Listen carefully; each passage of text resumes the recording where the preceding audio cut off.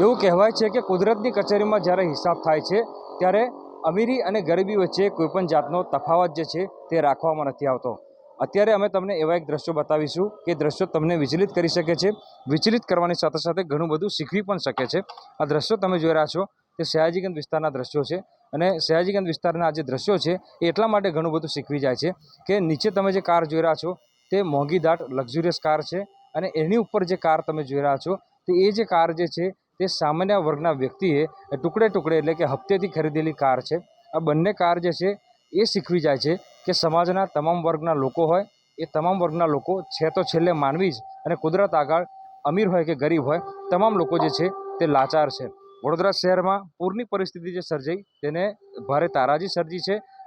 મેં કીધું એ પ્રમાણે કે અમીરી ગરીબી વચ્ચે ફરક કોઈ રહેતો નથી। એ જ પ્રમાણે પૂરની તારાજીએ જે ગરીબોના ઝૂંપડપટ્ટા છે તેમને પણ બરબાદ કર્યા છે, તો સાથે સાથે જે અમીર લોકો છે કે જેમના કરોડો રૂપિયાના બંગલા છે એ બંગલાઓ પણ બરબાદ કર્યા છે। એટલે વડોદરાવાસીઓએ નહીં પરંતુ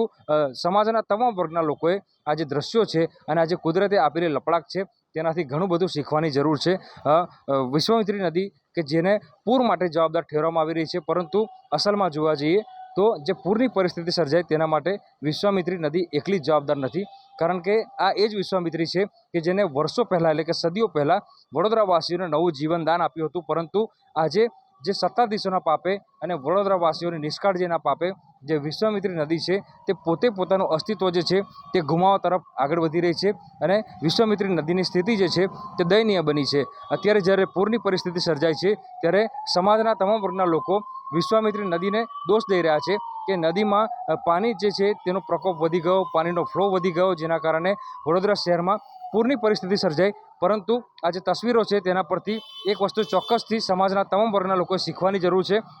કે એક સમયે વિશ્વામિત્રી નદી જ્યારે વડોદરાવાસીઓને નવું જીવનદાન આપતી હતી ત્યારે આજે એ જ વિશ્વામિત્રી નદી પોતાના જીવન માટે ઝંખી રહી છે। ત્યારે સમાજના તમામ વર્ગના લોકોએ હવે આગળ આવવાની જરૂર છે અને વિશ્વામિત્રી નદી કે જે પોતાનું અસ્તિત્વ ગુમાવવા તરફ આગળ વધી રહી છે એ નદીને બચાવવાની જરૂર છે અને જે કુદરતની આપેલી અમૂલ્ય દેણ છે તેને સાચવવાની જરૂર છે। હાર્દિક દીક્ષિત, ન્યૂઝ 18 ગુજરાતી, વડોદરા।